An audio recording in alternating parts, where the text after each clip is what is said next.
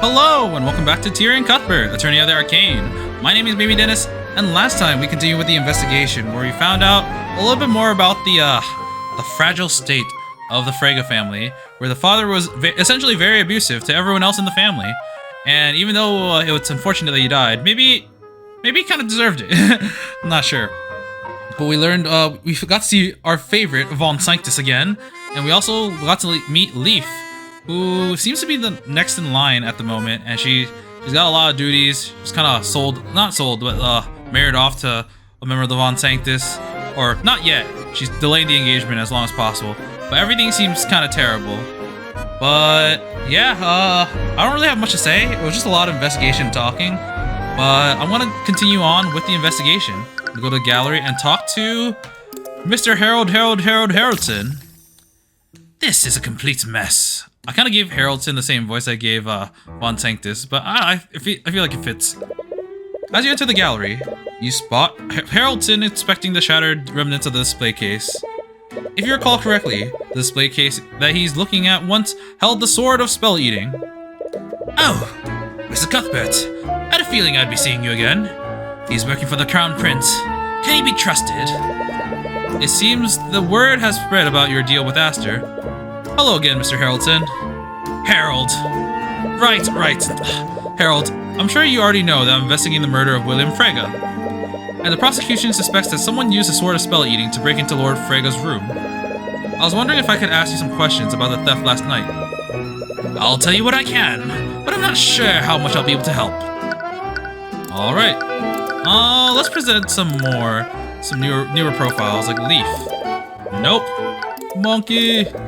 No, not even the monkey. What about my lovely assistant who's next to me this time? No. Oh, I wonder if I'll have anything to say about the anti-magic field.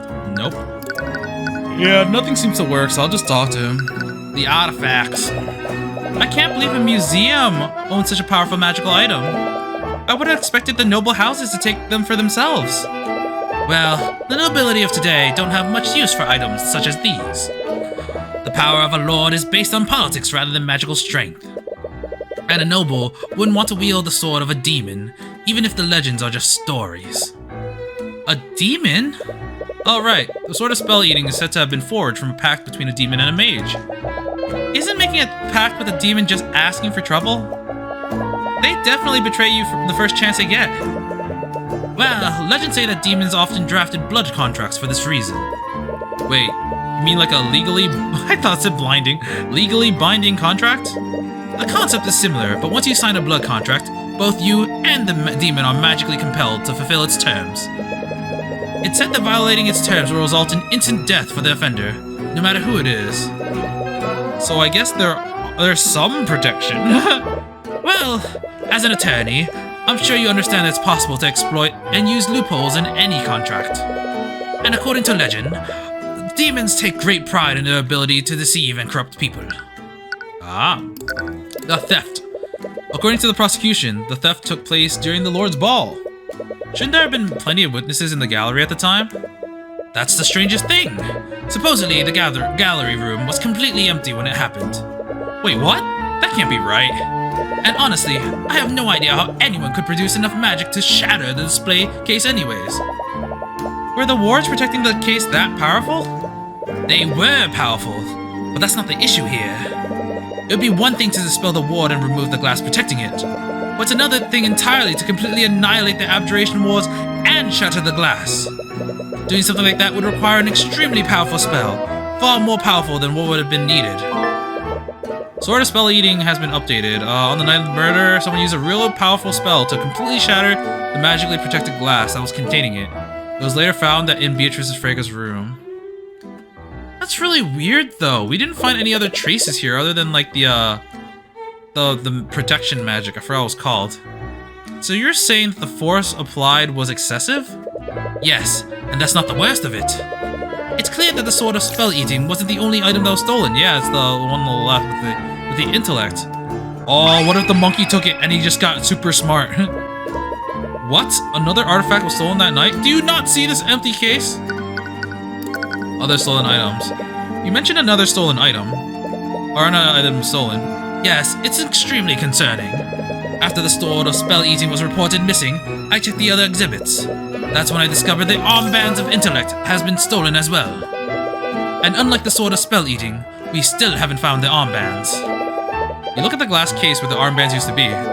They've been removed, but the glass case is completely intact. The thief didn't shatter the glass. Exactly. Moreover, the armbands were actually replaced with a very well-made replica. What? Armbands of intellect. Let's see, on the night, Harold Harrison discovered that the armbands of intellect were also stolen. The glass case holding the armbands weren't shattered. The armbands were replaced with a very convincing replica. What's going on here? The two thefts are completely different from one another. Are they even related? Or did two different thieves coincidentally steal from Harold that night? I think Eris is probably related to one of them. I get the feeling that one of these is not going to get resolved. And at the end of the chapter, we're going to see Eris be like, oh, I now have the somethings. I now have the armbands or something. And maybe this is all an illusion, but her illusion magic is just, or her ability to alter reality is just so strong that we just don't notice it. The thief. You mentioned that someone would have needed a powerful spell to shatter this display case. Wouldn't that narrow down the list of suspects for theft? Not everyone attending the ball could cast spells that powerful. Well, according to the Inquisition, Beatrice Frega's magic was powerful enough to have done this. Discounting the fact that she's completely blind? Yes, I'm well aware of that, and doesn't quite sit quite well with me either. Was there anyone else at the Lord's Ball capable of matching Beatrice's power? Only the heads of the four pillars could have invoked magic this powerful. But apparently, Beatrice is an exception to that. Is Beatrice really that powerful? Or is she just being a scapegoat by one of the house leaders? But the case can be opened normally, can't they? Otherwise, how did you transport the artifacts from place to place? Ah, yes! The magical locks on the case can be disabled. You detect some fear. Is he hiding something? So that was in response to the fact that the locks can be disabled. Are they normally disabled? They can be turned on and off using a spoken password. And how many people know this password? Only myself. I personally oversee the transport of these items when they're moved. Harold's insecurity has been updated, so basically only he can do it. Alright. So Harold could have stolen the sword that night. Could he have also staged a robbery to cover his tracks? Defunding the Hall of History. Harold, a witness told us that you got into an argument with William Frege on the night of the murder. Was William Frege planning on defunding the Heraldton Hall of History? Yes, he was. You made that very clear. But that doesn't mean I had anything to do with his murder. We're not saying that you did, but I need to explore every possibility. So I need to ask, did your argument that night turn hostile? I admit that our discussion turned very heated, but it never escalated to threats or violence. With how insulting he was, it should have. William was being unreasonable, and I was frustrated, but that's all that there was to it. He deserved what happened to him. The eye shows more resentment than he was letting on. Did you have any conflicts with him prior to that night? We have had disagreements in the past. He was receiving pressure from the royal family about what I was displaying in my museum. The king believed that some of my exhibits were too controversial for the public eye. What do you mean? I'm sure that you noticed the rising tensions between the common folk and the nobility. I've never been one to shy away from the bloodier parts of Wyvergod's history. The citizens must know about these parts of history, otherwise we're liable to repeat them. However, the king believed that my historical exhibits did nothing but dig up old wounds. Nothing but simpletons, the lot of them. The nobility thinks that they can smooth public relations by censoring history, as if they couldn't get any worse. Anyways, it's clear that Harold is passionate about his work. Would that passion drive him far enough to commit murder, though? Thank you for your time, Harold. Harold. I think I've said that every time! I think we'll be on our way now. Oh man, I had a theory last episode that I thought was him, but I don't know anymore. I think the monkey's involved somehow, but I have no idea. The thing is, although they said Beatrice could have broken this case with a powerful spell. Actually, no. I was gonna say maybe she cast an illusion around it to make it seem like it was missing. So they activate the anti-magic thing, and that caused the display's magic to disappear, and then they just broke it normally. But if she used an illusion magic, it would have left residue. So maybe that theory is not gonna hold any water. We have a lot of info, but none of it really leads anywhere. So many people have a motive to murder William Frege, but who actually did it? Perhaps you should take some time to review everything you've learned. Oh!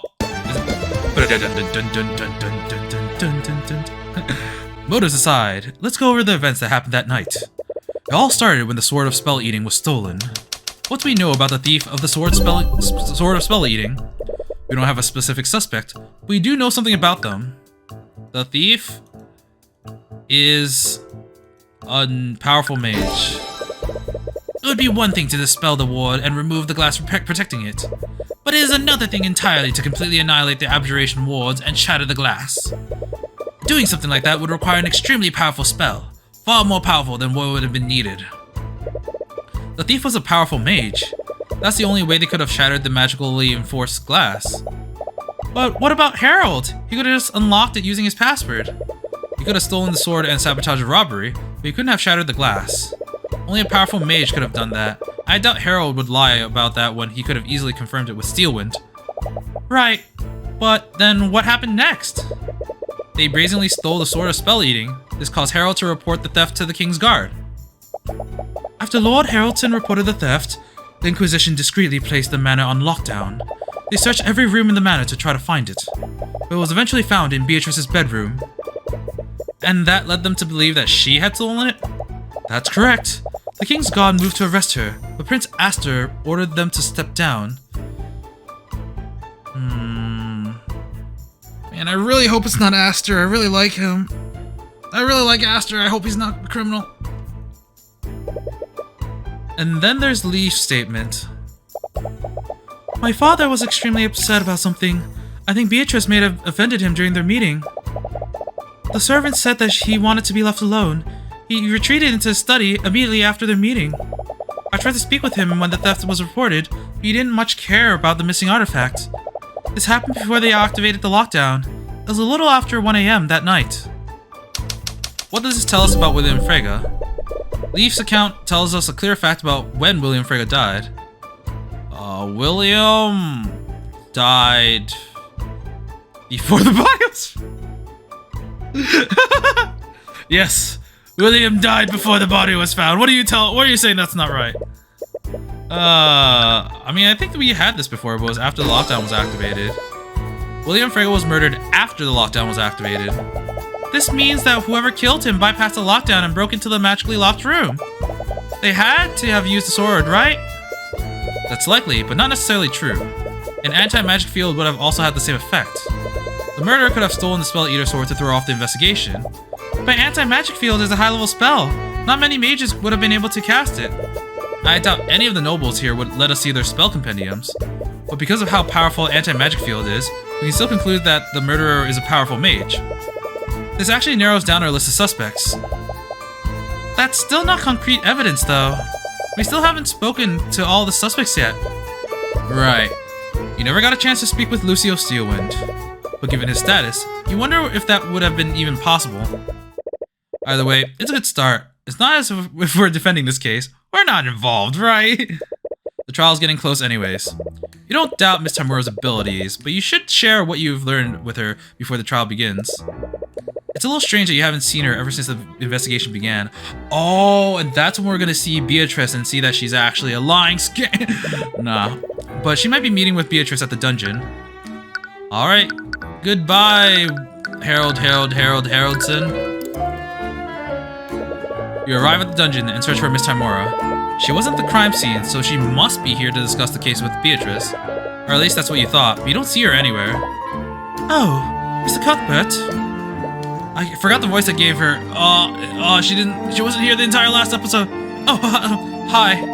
You were so caught up in your thoughts that you didn't notice that you were walking right in front of Beatrice's cell. I didn't expect to see you here. Ah! Celeste lets out a shriek as Eris approaches you two from behind. For a split second, you see her hand dart towards her sword. It appears that she still hasn't gone over her instinctual fear of Eris. Eris, what are you doing here? Beatrice is actually an acquaintance of my father. Oh, Beatrice is evil. He sent me here to help her through this ordeal. That brings up many more questions, but you don't feel like you have time to pull that thread. You have less than an hour before the trial. Less than an hour. That's really cutting it. Oh man, the timeline for these cases are so weird. The intervals are so short, but it makes sense in this setting because magical residue disappears after 48 hours. You have less than an hour before the trial begins. You need to find Miss Tamora. Have either of you seen Miss Tamora? I have something to share with her. She was just here, but she left to retrieve some documents from her office. Do you have any idea when she'll be back? She didn't say, but if your discussion has something to do with the case, I could pass a message on to her. You feel a little hesitant for some reason, but it is her life on the line. If anyone should know about what you found during your investigation, it's her. Okay, let me tell you what I know. You spent some time going through your findings with Beatrice. From a list of suspects to the possible motives behind the murder, you notice that with each revelation, she becomes more uneasy. The idea of someone framing her must be stressing her out. I see. You've certainly caught... I just noticed this is the voice I gave to Leaf, but who cares? I see. You've certainly been very thorough. Yes, but I still have no concrete evidence that points to anyone. We underestimated him. If he reveals these findings to Prince Aster, he might suspect something. What? Sorry, I was just deep in thought. And you were able to catch one of these thoughts. Beatrice, I'm sure you're aware that Prince Aster has your best interests at heart. I know. Even though we haven't spoken for the last 5 years, I still consider him a dear friend. Why is she sad? I suppose you have no issue with me sharing these findings with him. Of course not. This is bad. Even he wouldn't support us if he knew that I was involved. Wait, what was that? Her thoughts just said that she was involved. Did she actually murder her father? No, she didn't. She's an accomplice. Is something wrong, Mr. Cuthbert? You look a little pale. Beatrice was actually behind this? But how? She's completely blind. She could have navigated through the manor and avoided the guards. No, you must be taking her thoughts out of context. That's it. Mr. Cuthbert, perhaps you should get some rest. You look dreadfully tired. You think very carefully about what to say next. There's one way to get a certain answer through the eye, but if you're wrong... Beatrice, you weren't actually involved in this, were you? Tyrion? You see her gaze narrow in response to your question. Once again, she claps her hands together. She's clearly trying to stay calm. Do you suspect me now, Mr. Cuthbert? You didn't answer my question, Beatrice. As if I'd even need to justify it with a response. But no, Mr. Cuthbert. I was not responsible for my father's murder. At least not directly. I was technically an accomplice. Yes! I knew it! It wasn't her! She was an accomplice! An accomplice? Did she work together with someone? Cuthbert? Miss Tamora? Your mentor seems to have sensed the mood in the air. She raises an eyebrow at you. Miss Tamora, can I speak with you alone for a second? Okay. What's wrong? Is everything okay? Miss Tamora, Beatrice, she actually did murder William Frege. Miss Tamora's gaze narrows. Her eyes dart around the room to make sure that the guards didn't overhear you. What are you talking about? How could you possibly know that? I used the Eye of Horus on her. She conspired with someone to orchestrate William Frege's death. Have you told anyone else about this? No, it's not as if they'd believe me anyways. You're the only other person who knows about my abilities. Okay, just stay quiet about this for the time being. Anyways, I need to get ready. The trial starts in half an hour. Wait, what? You're not seriously going to defend her, are you? Of course I am. I'm her attorney. But she's guilty. I saw it. Look, at this point, I don't know what you saw. Do you really think I can abandon a client minutes before a trial? No, but it's not for either of us to decide who's guilty and who's not. Everyone has a right to an attorney. All court systems need a defense attorney and a prosecutor to keep things fair. More importantly, you had no right to use the Eye of Horus on my client without my permission. What? But I don't have time to argue about this. We will be talking about this later. Before you have a chance to respond, Miss Tamura walks away. Celeste sees both of you and awkwardly approaches you. Hey, Tyrion, is everything okay? You don't know the half of it. Celeste, I think Beatrice was actually behind this. What? You don't blame her for not believing you. It's not as if you can tell her about the Eye of Horus. Although, why haven't you told her? Alright, I believe you. What? You wouldn't say something like that if you weren't sure, right? But if what you're saying is true, what do we do now? You think long and hard for a moment. I don't think we need to do anything. What? Steelwind is handling the prosecution, and she's definitely no pushover. If Beatrice is truly guilty, I'll just have to trust her to get the job done. Either way, I don't think we're in any position to get involved. Alright, if you say so. It really is none of your business. You have no stake in this. You're not obligated to do anything. You've done everything you can. It's in their hands now. Blech. It's none of your business. This isn't your fight. William Frege was a tyrant, and a bigot anyways. He's a noble who did nothing but steal wealth from the common folk. The world is better off without him. It's not as if you didn't try. All you have to do is wait for the trial to run its course. Objection!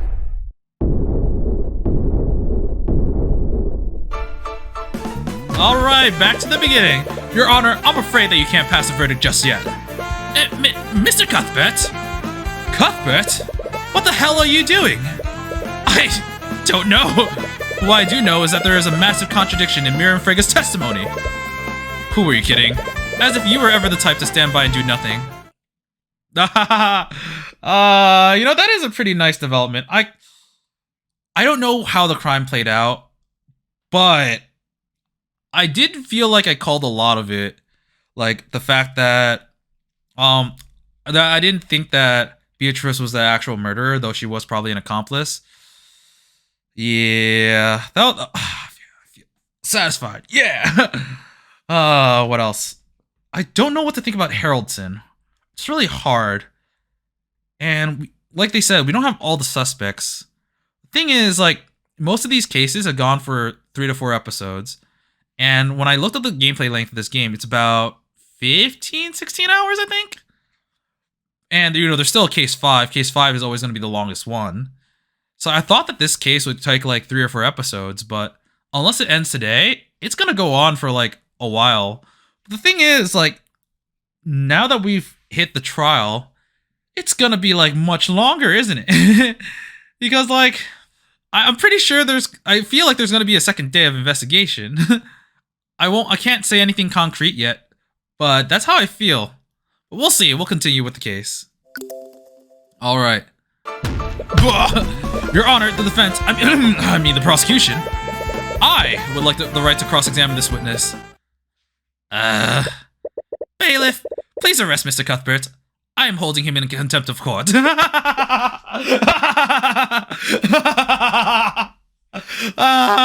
Timura, I'm sorry. Can you defend me in court? Oh, wait. You didn't really think this through, did you? Instead of following his orders, the bailiff walks over to the judge's podium and whispers something in his ear. It's what Steelwind requested, probably. What? I see. Very well then. What are you saying? It appears that Miss Steelwind has somehow predicted that this would happen. In accordance to her wishes, Mr. Cuthbert may act as her prosecutor in her stead. What the hell? You can't be serious! I'm honestly just as surprised as you are, Miss Timura, but Miss Steelwind has apparently designated him as her stand-in. It's unorthodox, but also legal. You recall that it was strange that Miss Steelwind asked you earlier today. So, what would you do if one of your clients was guilty? I suppose I'd withdraw and tell them to find another lawyer. And if no one else would represent them? I don't know. It would definitely be a hard choice for me, but I would never be able to represent them if I knew the truth. I just can't stand by and let a murderer escape justice. I see. Steelwind, did she somehow know that this would happen? Well, this isn't how I expected the trial to go. Oh, it's a different angle! Shortly after you barge into the prosecutor's table, Celeste awkwardly follows behind you. Curiously, she only did so after the bailiff didn't arrest you, so that she knew when to get arrested. I guess we're really doing this. What's wrong? This feels weird. We're on the other side of the courtroom. Yeah, I mean, this is where the prosecutor is supposed to stand. No, this feels way too jarring. Ruby, can we switch tables?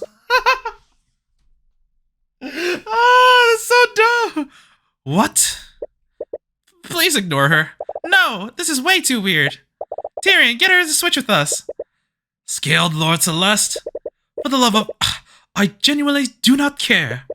Cuthbert can have this side if he wants it so badly. Yeah, home sweet home in the defense's bench. With that out of the way, let's resume the proceedings. Assuming that we're all at our preferred spots. We are, Your Honor. As much as you hate to admit it, you are more comfortable here. Not that you want to encourage her. With all these interruptions, I think it's best to review the proceedings up until now. The prosecution proposed that Beatrice Frega's motive for murder was to claim the victim's inheritance. However, the defense brought forth a witness who testified that Beatrice was disinherited by her father 5 years ago. Am I correct, Miss Timora? You are, Your Honor. Very well. Consider the circumstances. I think it's best to have Lady Frega repeat her testimony. Bailiff, please escort Lady Frega to the stand once more. Why am I here again? Miss Frega, could you please give your testimony to the court once more? Of course. Aw, she's sad. One day, we all woke up and discovered that Beatrice had fled our home. She left a note for us, and in it she renounced her name and denounced my father. My father later called me and my sister into his study. He told us that he completely disowned Beatrice and removed any claim she had to the Frega estate. It was probably a threat to us in case we ever chose to go down the same path, so that she did. He wanted to make an example out of her. This all happened 5 years ago. So your father disinherited Beatrice shortly after her departure? Yes, he did. As such, Beatrice would have no motive to murder her father. Any inheritance she would have received would have been long gone by the night of the murder. Is it really true, though? Cross-examination against my mentor. I'm gonna press all of them because it's been for me, it's been a hot minute. That must have been a surprise for all of you. Did she tell anyone else about her plan? No, she didn't. She left without a word to anyone else. She should have spoken with us first. It appears that she's sincere about what she's saying. She left a note. When I heard about your father, I don't find that surprising. It's clear to everyone involved that my client was not treated well by her father. That's what drove her to sacrifice her claim to the Frega estate. My father had many responsibilities. He had much to consider. And that justified his treatment of your sister? Despite being her witness, Miss Timora really isn't holding back against Miriam. My father called me and my sister. That seemed like a drastic reaction to her simply leaving her home. My father and sister already had many disagreements before this. He made it clear that he wouldn't tolerate her many acts of insubordination. I imagine that this was the last straw for him. While that does sound in character for him, would William Frega really do something so extreme? Regardless of his personal feelings, House Frega holds a lot of financial and political power. Would he really change his inheritance so haphazardly? So we're saying it's probably this one, maybe? It was probably a threat. That must have been difficult for you and Leaf. It was. My father wanted everything to be his way, and anyone who didn't comply was punished. That's a terrible way to treat anyone, much less his own family. This all happened 5 years ago. If this happened shortly after Beatrice fled, you must have been less than 13 years old at the time. I can't imagine how that must have felt. What can can we really trust your testimony if you were only a child at the time? I remember it vividly. My father's words, the look on Leaf's face when she realized Beatrice was gone.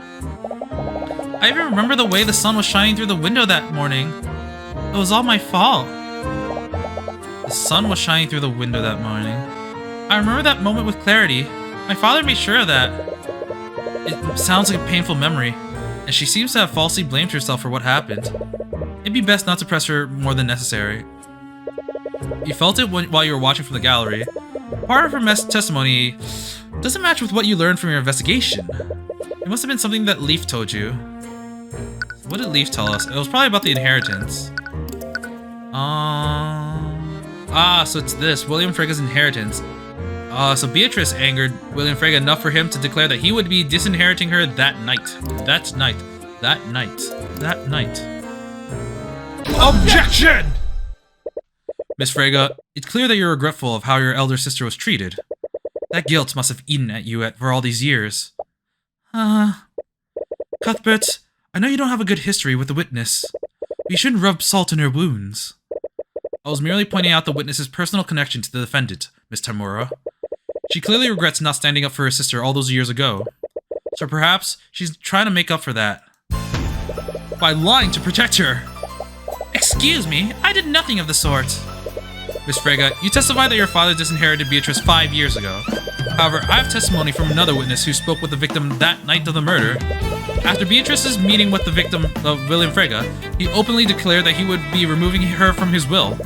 He even entered his study to draft a new will to reflect that decision. So that raises the following question. Why would the victim need to declare that he was disinheriting the defendant? That doesn't make any sense if he had already disinherited her 5 years ago. Is that so? Well, who did you hear this from? It's clear that they had no understanding of my father's estate. They had no understanding?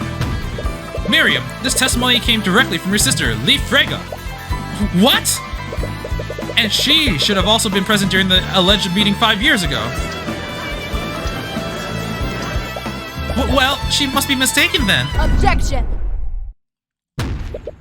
Your Honor, how can we trust second-hand testimony from a witness who isn't here? Wouldn't it make more sense to have Leaf give her testimony directly? I must agree with you, Miss Tamura.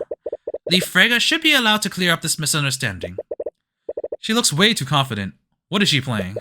You're not sure if it was intentional, but Miriam's testimony was false. Could she be lying to protect Beatrice? And if so, is Tamura expecting Leaf to do the same? Bailiff, please escort Leaf Frega to the stand. Miss Frega, when we spoke earlier, you mentioned that your father decided to disinherit Beatrice. And he decided this after their meeting on the night of the murder. Is that correct? Yes, I did say that. You see, Leaf, Cuthbert doubts the testimony given by your younger sister. He seems to think that she committed perjury. What? I wouldn't go so far as to say, witness, lying under oath is a serious crime. It would have harsh consequences, even for someone of your sister's status. It's not like she's done it before, No, she couldn't have. Wonderful. Are you saying that you can corroborate your sister's testimony? Miss Tamura, you can't just intimidate the witness. I have no idea what you're talking about, Mr. Cuthbert. I'm just telling the witness that what may or may not happen depending on what she does next. The choice is ultimately hers. So, Leaf, assuming Mira wasn't lying under oath, could you please testify to the court to confirm what your sister said? Yes, of course. Witness testimony. Let's go! You see, Miriam was quite young when my father called us into his study 5 years ago. She didn't understand what he was really doing. My father would often lie to us. It was one of many ways that he kept us in the dark, in line. The encounter that Miriam described was just another one of his lies. Despite their disagreements, my father would never disinherit Beatrice without a good reason. He always held on to the possibility that she would become desperate enough to return home. The truth is that none of us knew what my father was planning for House Frega's future. See, Cuthbert? The truth is much more complicated. No one could have really known that William Frega was planning for his estate. Oh, I think I missed something, but I'm good.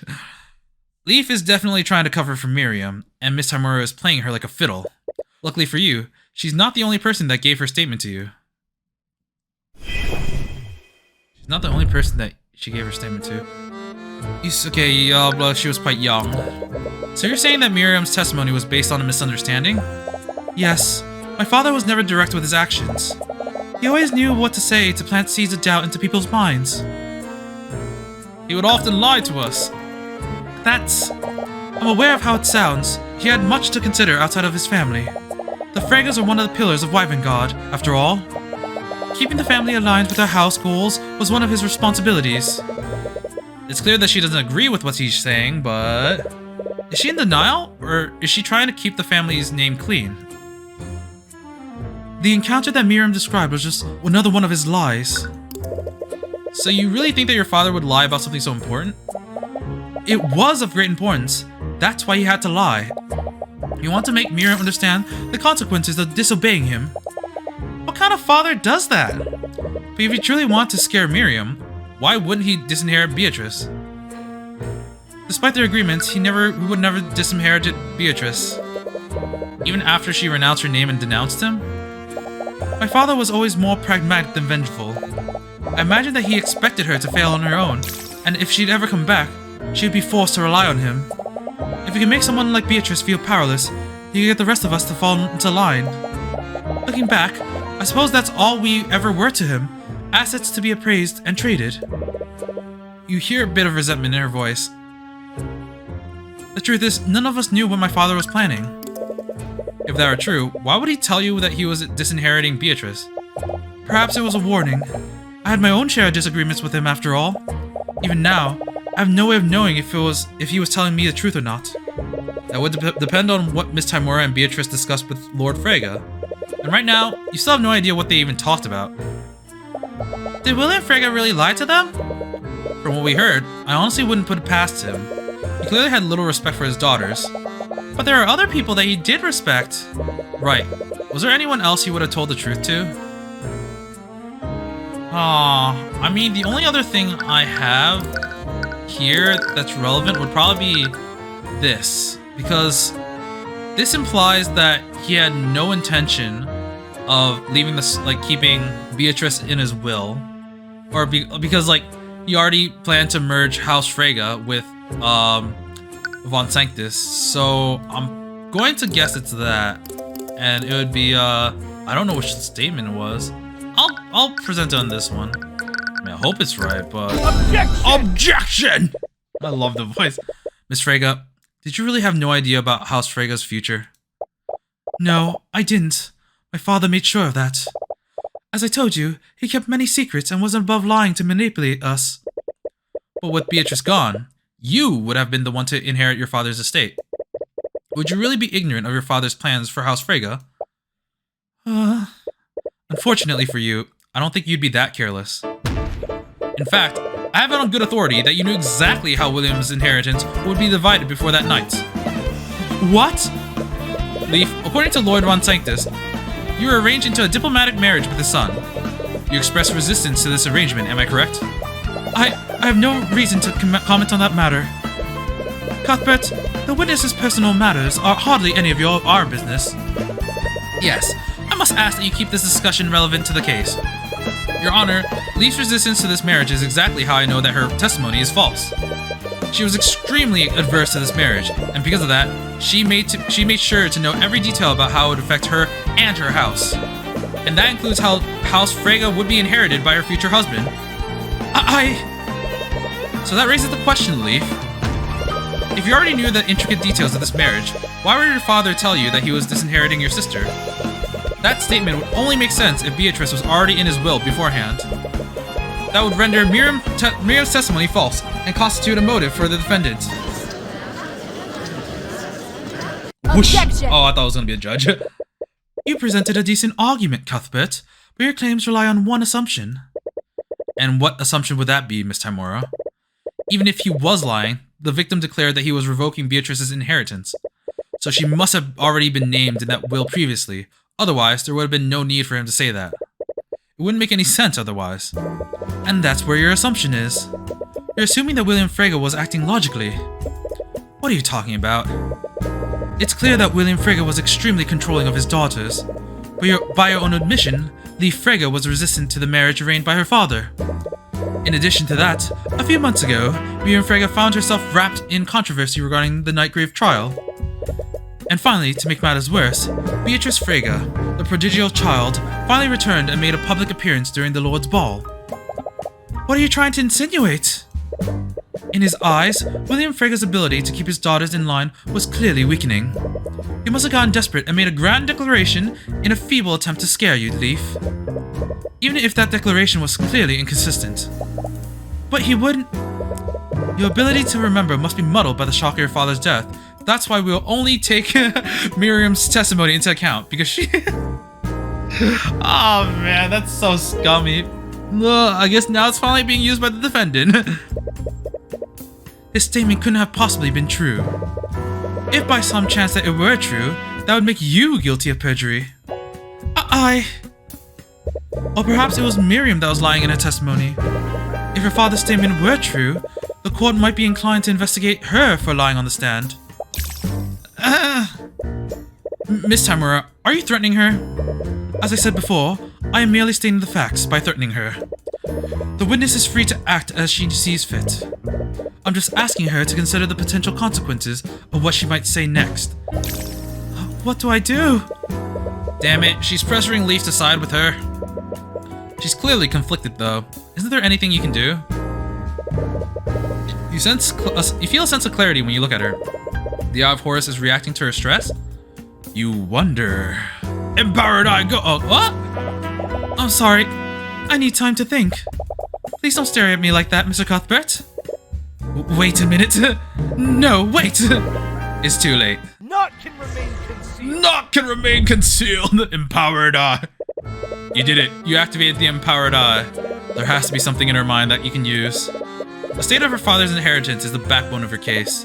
Is there anything in her mind that can definitively prove that what was on his will? Alright, let's see this first. I need to make sure I tell the truth without harming Miriam or Beatrice.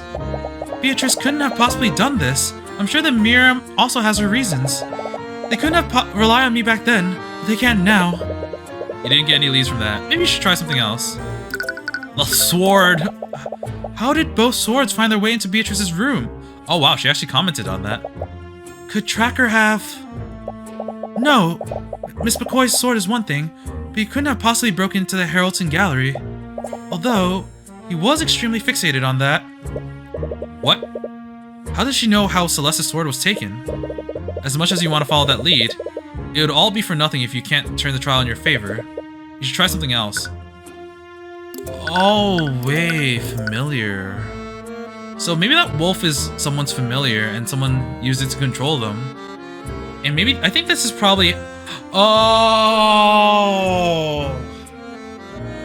I finally... Oh! The wolf belongs to Beatrice. That's why she's so confident in how she's able to navigate her way through the building, because they can also share sight. So here, they can choose to see through the target's eyes as long as they concentrate. So even though she's completely blind, she still has the ability to see because of her familiar. I'm assuming that she has one, of course, but like, that just hit me. Wow. All right. I'm kind of curious. What? Why am I thinking about this? That didn't even... Okay. Beatrice, after all these years, you finally returned. I can't believe this is how things have ended up. If only I was as strong as you, I'd be able to endure this. You didn't get any leads from that, but you should try something else. I'm kind of curious about Miriam. Why would Miriam say those things? Am I misremembering what happened? No, I would have remembered something like that. She must be trying to protect Beatrice. So Miriam's testimony was a conscious lie.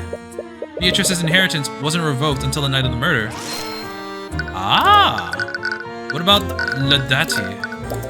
Father, I know we had our differences, but I did love you, and I never wanted you to die. Wow, she seems genuinely surprised and regretful about his death. In her encounter earlier, you know that Beatrice had an accomplice, but you doubt that it was Leaf. You know, one thing I want to mention is that we have the Empowered Eye that can make it so that we can see into people's thoughts as well as like manipulate them, or not manipulate them, but remind them of it. And that is going to be, I'm sure that's going to be connected in the future with Eris's ability to alter reality. Because like, she seems like she can just alter reality, thoughts, or whatever. I'm not exactly sure. Maybe it's just illusions. Maybe it's like actually reality. But like in the case with Redmond, she was literally able to implant thoughts into his mind. So I feel like one time we're gonna use our Hour of Horus, and it's gonna give us false information. It's gonna give us thoughts that were implanted in them rather than what they would have normally actually thought.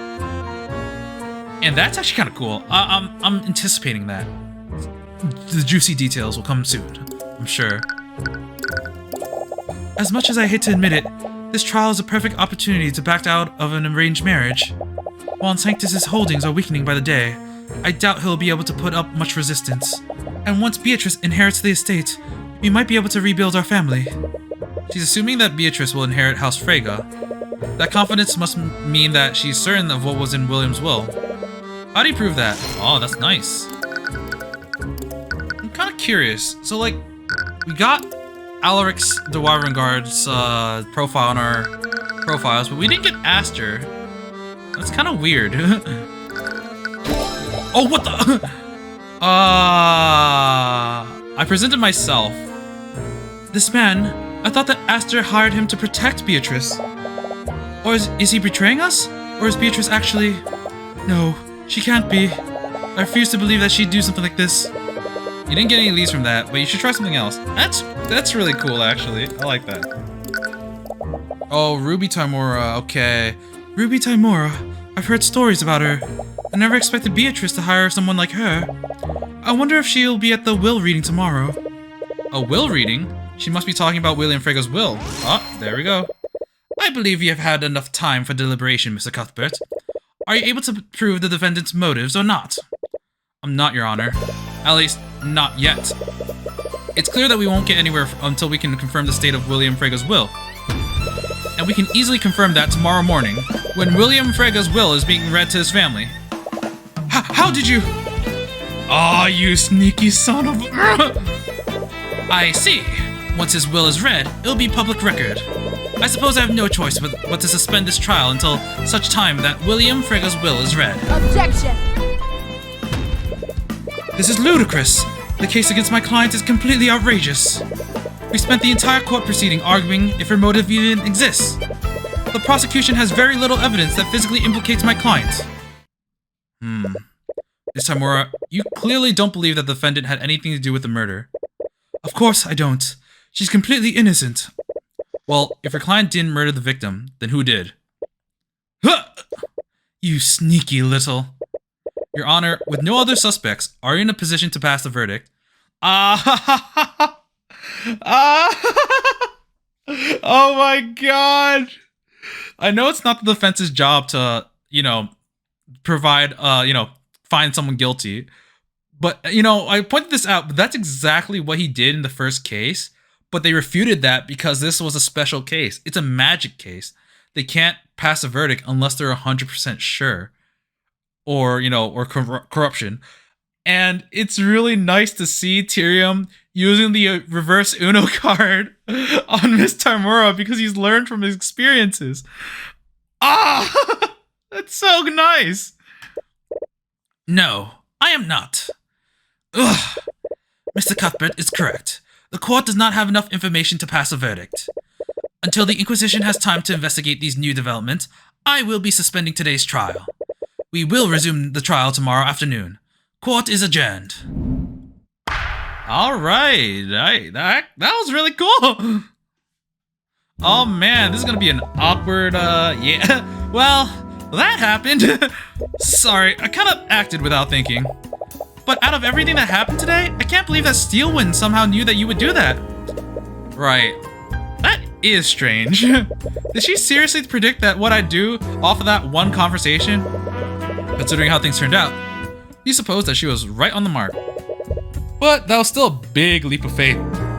To be fair, she literally wouldn't have lost anything from telling the bailiff that. It's either no one goes up to to prosecute her, or Tyrion does. So, like, you lose nothing by telling that to the bailiff. Anyways, we have some time to ourselves. I'd very much like to catch up on some sleep. Yeah, today's been exhausting for a lot of reasons. And your work has only started. You still have no idea who Beatrice's accomplice was. Okay, this is gonna be a long case. Oh crud. I feel like this might take 2 more episodes then. 2 or 3. Yeah. I'm not sure. The will reading was just an opportunity to stall for time. So the question remains, who really murdered William Frege? Oh, we're not going to be continued. Oh, okay, so Beatrice's in-man might be Eris's father, or just Eris, because it seems clear that they are related to each other, and they're both illusion magic. And oh wait, if she's in debt, oh wait, she could be in debt to the Eye Taker, who is Eris's father. I didn't know why that didn't occur to me when they said debt. What the hell was that? Why is your son filling in for Arya? Listen, I have the situation under control. If that's true, I'd hate to see a situation you consider out of control. Eris, my father is not pleased with today's developments. You promised that the verdict would be passed before William Frege's will became public record. This has thrown quite the wrench in our plans. I understand. Cuthbert is just confused. He's not a threat to us. We better hope you're right, Tymora. Or else your poor ward might suffer the same fate as Prosecutor Steelwind. Oh, shit. Oh, shit. What? House Frege is far too important of a prize for us to let go. Bring us results, Tymora, or else we'll continue to take more drastic measures. Okay, ain't that bad? That's pretty bad. I know this is kind of close to like an hour, but I kind of want to play more, so I'm just gonna keep going. Just a little bit more. For the first time since Lord's Ball, you're finally able to get some sleep. You woke this morning refreshed, but also a little anxious about the results of the will reading. You arrive back at Frege Manor and see that Beatrice, Leif, Miriam, and Von Sanctus have all gathered, along with Miss Tymora, who is accompanying Beatrice as her attorney. Wait. Who was the list again?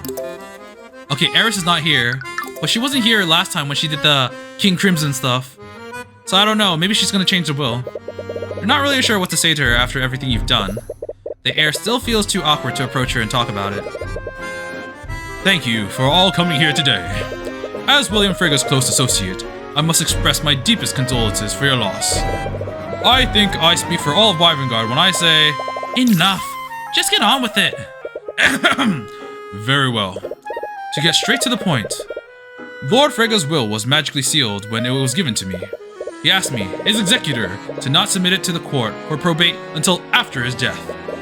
Although I imagine none of us expected such a time to come so unexpectedly. Anyways, Lord Frege's assets included sole ownership of several banking houses throughout Wyvern, 10 million gold in various investments. 10 million? 10 million gold. Can't even believe to imagine what anyone would do with even a fraction of that wealth. And lastly, sole control and ownership of the Frege noble house. The executor takes out a large envelope and uses a runestone to dispel the magical seal on it. I, William Frege, being of sound mind and body, do hereby declare this to be my last will and testament. I hereby give, devise, and bequeath all my assets and property, both real and personal, to Jaden Von Sanctus. Lloyd is like, yes, yes. Provided that he enters into a legal and binding engagement with my daughter, Leif Frege, within 6 months of the date of my death. What? That's... William must have added that addendum to prevent Von Sanctus from trying to steal his empire. But a legally and binding engagement is predicated on Leif accepting it. She clearly doesn't want to go through it, so if she simply waited 6 months, Von Sanctus wouldn't have any claim to the estate. In the event that Jaden Von Sanctus does not enter into such an engagement within the specified time frame, my assets and property shall be distributed as such. All of House Frege will be divided equally amongst my children, as per the law of our kingdom. Oh no, this proves that Miriam, oh no for her. This proves that Miriam, was lying, and that what we were thinking was true. You were right. William Frege never disinherited Beatrice. This would make Miriam's testimony false. And since Beatrice would receive a portion of William's inheritance, she had a motive to commit murder. You glance at Miriam. It's hard to read her expression, but something appears to be on her mind. Without a word, she walks out of the room, ignoring both Beatrice and Leaf. Leaf, on the other hand, seems to be in good spirits. My dad's dead, and I don't have to marry someone. Yay! Isn't this great, Beatrice? You can leave that house Frege now, just as it should have been. Actually, about that, in the light of recent events, I believe I should clarify one thing. As per the Slayer rule, if Beatrice Frege is found guilty in the current court case, her inheritance will be revoked and divided between you and your sister. I see. I shouldn't feel so happy for myself. That can't be all, can it? Surely William added a note of Leaf's obligation to marry my son. I'm not sure what you're trying to imply. Leaf Frege is an adult with legal autonomy. She is free to make whatever decision she wishes about who she legally marries. Now, if you'll excuse me. Wait, we're not finished yet. Come back here. I'd love to catch up with you, Leaf, but I was only allowed out of my cell to attend the reading. You notice an Inquisition Knight outside the door. He seems to be watching Beatrice intently. But don't worry. I'm sure once this misunderstanding is resolved, we can talk all we want about our family's future. Of course! A group of knights lead Beatrice out of the manor, and Leaf follows after them, leaving you and Celeste alone with Miss Timora.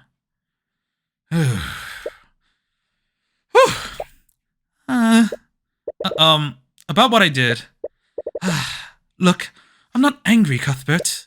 It was an extremely unforeseeable situation, and Steelwind clearly put you up on the spot. You felt pressure to do something, and you made a rash decision. But I'm sure the court will understand if you withdraw. Wait, what?